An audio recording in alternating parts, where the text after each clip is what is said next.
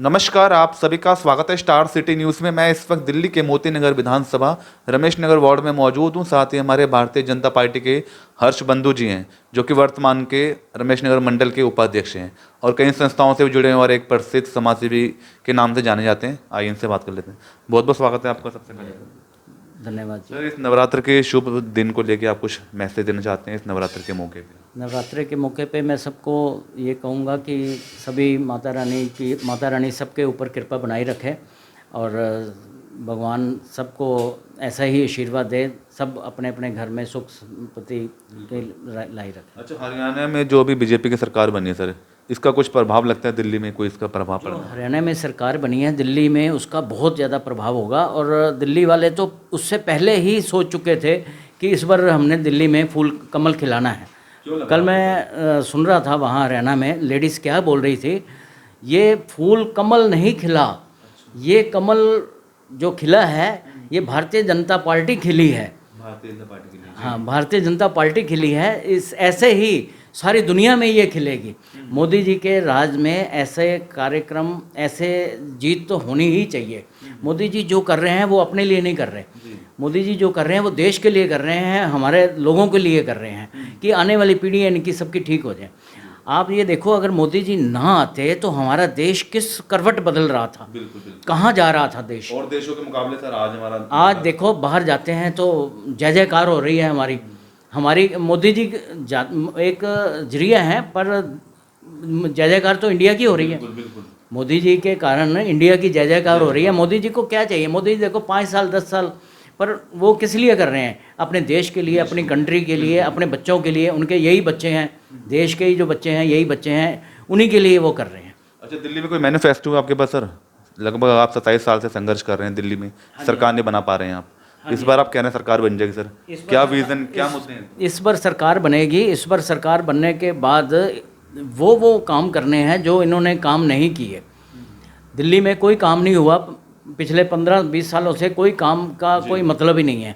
सिर्फ और सिर्फ इन्होंने लॉलीपॉप दिए हैं और काम का नाम का कोई चीज़ नहीं है। अगर काम के नाम की कोई बात कर लें तो इनको ये होता है, हाँ जी वो हो रहा है जी, वो कर रहे हैं जी। कुछ नहीं करेंगे ये लोग, सिर्फ और सिर्फ लॉलीपॉप देंगे पब्लिक को बेवकूफ़ बना देंगे।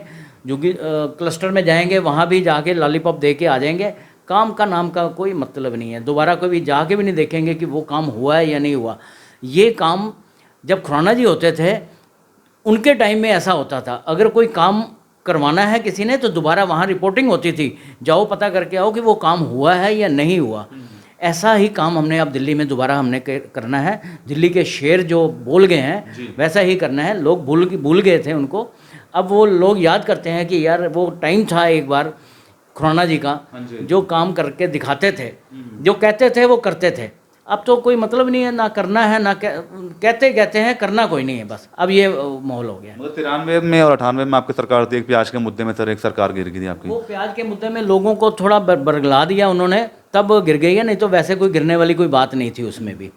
देखो उसमें शीला दीक्षित की सरकार थी। शीला दीक्षित सरकार ने काम किए हैं, ये नहीं है नहीं किए, बट जो खुराना जी ने काम किए हैं उनसे काफ़ी बहुत ज़्यादा खुराना जी ने काम किए हैं। पूरी दिल्ली की रूपरेखा बदल दी थी जब खुराना जी मुख्यमंत्री थे।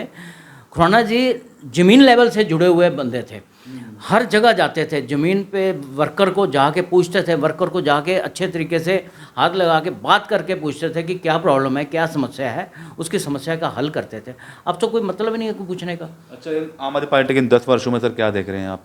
आम आदमी पार्टी की जो भी फैसिलिटीज़ हैं, पानी, बिजली, शिक्षा पे, अभी महिलाओं को लेके बस में किराया फ्री। आम आदमी पार्टी हर लेवल पे फेल हुई है। महिला के लेवल पे फेल हुई है, पढ़ाई के लेवल पे फेल हुई है, स्वास्थ्य के लेवल पे फेल हुई है। आप देखो जो इन्होंने जो बनाए हुए हैं मेडिकल, वो बनाए हुए हैं, वहाँ कुत्ते, मोहल्ला क्लिनिक, वहाँ कुत्ते बैठे होते हैं, गायें बैठी होती हैं। तो वो क्या है? कुछ नहीं, सिर्फ पैसा कमा के, अपने बंदों से पैसा कमा के वो इधर उधर हो गए हैं और कुछ नहीं है। हर लेवल पे फेल हुए हैं। मोती नगर के क्या हालात हैं आज के, हर्ष बंधु जी? मोती नगर के हालात इतने दयनीय हैं, इन्होंने इतने दयनीय कर रखे हैं, पूछो कुछ ना। कोई काम नाम की कोई चीज़ नहीं है इनके पास। सिर्फ और सिर्फ लॉलीपॉप दे लो, आप पानी गंदा ले लो इनसे, साफ पानी नहीं, पानी गंदा ले लो इनसे। पूरे मोती नगर में हालात इतने ख़राब हैं। अगर मैं आपको यहाँ से कॉलोनीज वाइज आपको लोगों से मिलवाऊं तो कॉलोनी वाइज जो लेडीज़ हैं वो इतनी गालियाँ इनको निकालेंगी, इतनी बदकिस्मती से मतलब ये आगे हैं हमारे पास कि हालात बहुत ख़राब हैं लोगों को। में शिवचरण गोयल जी ने कोई काम नहीं किया सर? कुछ नहीं, कोई काम का नाम का कुछ चीज़ ही नहीं है जी। पानी, एक पानी होता है, पानी को तो इन्होंने बिल्कुल ऐसे कर दिया है जैसे जहर पिला रहे हैं हमें, जहर पिला रहे हैं। जहर पिला रहे हैं। मतलब गंदा पानी, और पानी आता नहीं है, अगर आ जाए गलती से तो गंदा लाल काला पानी। अगर आप कंप्लेंट कर दो 10 बार, हमारे पास रिकॉर्ड है कंप्लेंटों का, अगर आप कंप्लेंट कर दो तो वहाँ कोई सुनाई भी नहीं है, कोई एई सुनने को राजी नहीं है। क्यों नहीं सुनने को राजी? मतलब एक तरह से लवारिस है सर। लवारिस है हमारा पूरे क्षेत्र जो है ना, दिल्ली को इन्होंने लवारिस छोड़ दिया है। जो मर्जी करें, जो मर्जी करें, इनकी कोई सुनाई नहीं करनी। तो मोती नगर विधानसभा क्या इस बार रुझान, जनता क्या मोती नगर को इन्होंने ऐसा छोड़ा है कि यहाँ से हमें वोट नहीं मिलते, इसलिए हमने यहाँ काम नहीं करना। अगर इन्होंने कोई काम करना हो तो कहते हैं जी पहले हमारा वहाँ पर उद्घाटन करवाओ, पहले हमें लोगों से संपर्क करवाओ, हार डलवाओ, उसके बाद हम काम का देखेंगे। काम कोई नहीं करना, सिर्फ उद्घाटन करके चले जाना, काम कोई नहीं करना। काम कोई नहीं करने सर? कोई काम का कोई मतलब। इस बार मोती नगर का क्या रुझान है? 100% इस बार 99.9% लोग बीजेपी को वोट देंगे। मतलब इस बार क्या लगता है कि बीजेपी में इस बार कोई नए चेहरे को इस बार पार्टी मौका देगी? 100% नए चेहरे को पार्टी मौका देगी और वो जीत के भी आएगा। इसमें आपकी भागीदारी है इस बार चुनाव में? हाँ जी, हाँ जी, बिल्कुल हमारी भागीदारी होगी।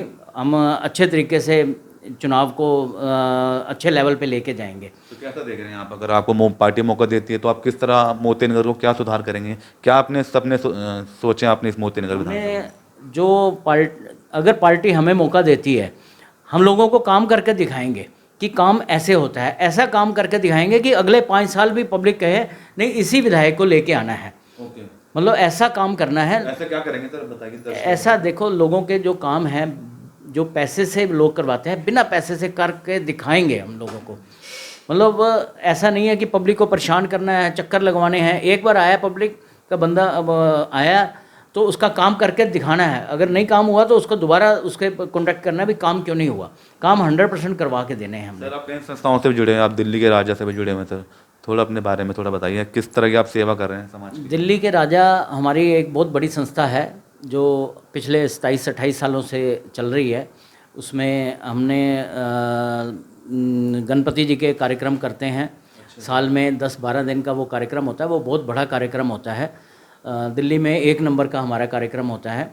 उसमें हम सुबह 4 घंटे पूजन करवाते हैं, उसके बाद 1-1.5 घंटे का रेस्ट करके उसके बाद फिर हवन होता है, वो भी 4-5 घंटे का। बड़े अच्छे विद्वानों द्वारा, बड़े अच्छे संतों द्वारा वो सारा कुछ होता है। ऐसे आम मतलब ऐसे नहीं होता हाँ जी भाई हवन हो गया जी, ऐसे नहीं।